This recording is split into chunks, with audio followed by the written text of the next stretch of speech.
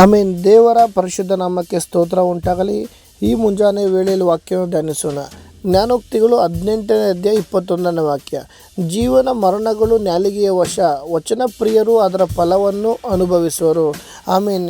ಈ ಒಂದು ವಾಕ್ಯವನ್ನು ನಾವು ಧ್ಯಾನಿಸಿ ನೋಡುವುದಾದರೆ, ಪ್ರಿಯ ದೇವರ ಮಕ್ಕಳೇ, ಜೀವನ ಮರಣಗಳು ನಾಲಿಗೆಯ ವಶ.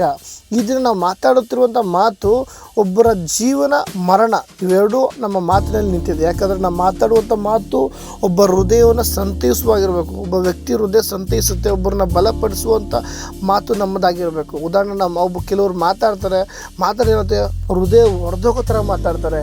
ನಾವು ಮಾತಾಡುವಂಥ ಮಾತು ಇನ್ನೊಬ್ಬರ ಹೃದಯ ವೇದನೆ ಪಡುವಾಗಿ ನಾವು ಮಾತಾಡಬಾರ್ದು.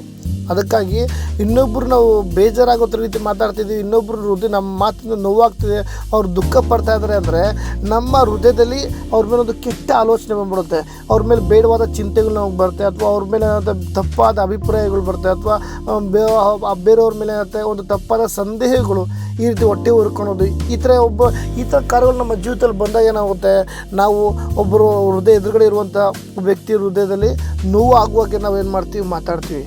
ಆದ್ದರಿಂದ ಈ ದಿನ ನಮ್ಮ ಮಾತು ಹೆಂಗಿರಬೇಕು ಅಂದರೆ, ದೇವರ ದೃಷ್ಟಿಯಲ್ಲಿ ನಾವು ಮಾತು ಪ್ರಿಯ ದೇವರ ಮಕ್ಕಳೇ, ಜೀವನ ಮರಣಗಳು ನಾಲಿಗೆ ವಶವಾಗಿದೆ. ಅದರಿಂದ ವಚನ ಪ್ರಿಯರ ಫಲವನ್ನು ಅನುಭವಿಸಲು ಈ ರೀತಿ ವಾಕ್ಯ ಬರಪಟ್ಟಿರುವಾಗ ನಮ್ಮ ಮಾತು ಹೇಗಿರಬೇಕು ಅದನ್ನು ಫಸ್ಟು ಪರಿಶೋಧನೆ ಮಾಡ್ಕೊಳ್ಳೋಣ.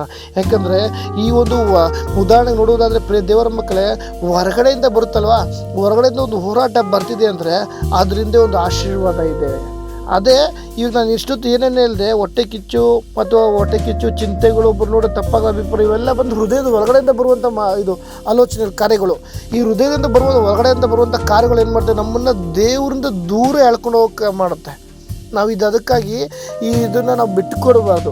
ಯಾವುದು ಎಲ್ಲಿಂದ ಬರ್ತದೆ, ಯಾವ ಕಾರ್ಯ ಎಲ್ಲಿಂದ ಬರ್ತದೆ, ಹೊರಗಡೆಯಿಂದ ಬರುವಂಥ ಹೋರಾಟನ ಅಥವಾ ಹೃದಯದ ಹೊರಗಡೆಯಿಂದ ಬರುವಂಥ ಹೋರಾಟನ ಫಸ್ಟು ಪರಿಶೋಧನೆ ಮಾಡಿಕೊಂಡು ಅದ್ರ ಮೇಲೆ ನಾವು ಜಯ ಹೊಂದೋಣ. ನಾವೇನ ಬಿಟ್ಟರೆ ನಾವು ಇದನ್ನೇ ಹೀಗೆ ಬಿಟ್ಟರೆ ನಮ್ಮನ್ನು ದೇವರಿಂದ ದೂರ ಹೋಗುವಾಗ ಕಾರ್ಯ ಮಾಡುತ್ತೆ. ಅದಕ್ಕಾಗಿ ನಾವು ಈ ವೇಳೆ ಹೆಂಗಿರಬೇಕು ಅಂದರೆ, ಭಕ್ತನ ದಾವೀದನು ಹೇಳ್ತಾ ಇದ್ದಾನೆ, ನಾನು ಕೀರ್ತನೆ 39ನೇ ನೋಡೋದಾಗ 1ನೇ ವಾಕ್ಯ ನೋಡೋದಾದರೆ, ನನ್ನ ನಾಲಿಗೆ ಪಾಪಕ್ಕೆ ಹೋಗದಂತೆ ಜಾಗರೂಕನಾಗಿರುವೆನು, ದುಷ್ಟರು ನನ್ನ ಮುಂದೆ ಇರುವಾಗ ಬಾಯಿ ಕುಕ್ಕಿ ಹಾಕಿಕೊಂಡೇ ಇರುವೆನು. ನಾನು ಮೌನವಾಗಿದ್ದೇನು, ಒಳ್ಳೆಯದನ್ನಾದರೂ ಮಾತಾಡದೆ ಸುಮ್ಮನಿದ್ದೇನು. ಕೆಲವು ಸಂದರ್ಭ ನಾವು ಮಾತಾಡೋದ್ರೂ ನಾವು ಅಲ್ಲಿ ತಪ್ಪಾಗುತ್ತೆ ಅಂದರೆ ನಾವು ಸುಮ್ಮನೆ ಇರೋದೇ ಒಳ್ಳೆಯದು. ಅದಕ್ಕಾಗಿ ನಮ್ಮ ಮಾತು ಹೆಂಗಿರ್ಬೇಕು, ಜೀವನ ಮರಣಗಳು ನಮ್ಮ ನಾಲಿಗೆಯ ವಶ ಇದ್ದರೆ ನಮ್ಮ ಮಾತು ಇನ್ನೊಬ್ಬರನ್ನ ಸಂತೈಸುತ್ತೆ ಅಂದರೆ ನಾವು ಮಾತಾಡೋಣ.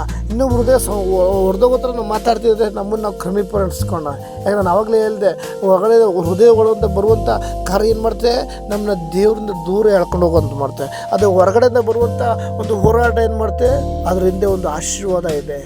ಅದಕ್ಕಾಗಿ ಪ್ರಿಯ ದೇವರ ಮಕ್ಕಳೇ, ಈ ಮುಂಜಾನೆ ವೇಳೆ ನಮ್ಮನ್ನು ನಾವು ಎಚ್ಚರಪಡಿಸ್ಕೊಳ್ಳೋಣ. ಯಾಕಂದರೆ ನಾವು ಮಾತಾಡುವಂಥ ಮಾತು ಇನ್ನೊಬ್ಬರನ್ನ ಸಂತೈಸುವ ಥರ ಇರಬೇಕು.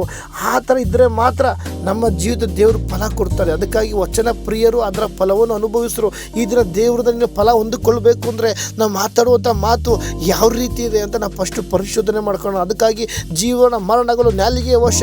ಈ ದಿನದಲ್ಲಿ ನಮ್ಮ ನಾಲಿಗೆ ಯಾವ ಥರ ಇದೆ, ನಾವು ಮಾತಾಡುವಂಥ ಮಾತು ಯಾವ ಥರ ಇದೆ, ದೇವರಿಗೆ ಮೆಚ್ಚುಗೆ ಆಗಿದೆಯಾ ಅಥವಾ ದೇವರಿಗೆ ಮೆಚ್ಚುಗೆ ಆಗಿ ಇಲ್ಲದೇ ಇರೋದು, ಅದಕ್ಕೆ ಕ್ರಮೀಕರಣ ಪಡಿಸ್ಕೊಂಡು ದೇವರಿಗೆ ಮೆಚ್ಚುಗೆಯಾಗಿರೋ ರೀತಿ ನಾವು ಜೀವಿಸೋಣ. ಆವಾಗ ದೇವರಿಂದ ಬರುವಂಥ ಫಲ ನಮಗೆ ದೊರೆಯುತ್ತದೆ.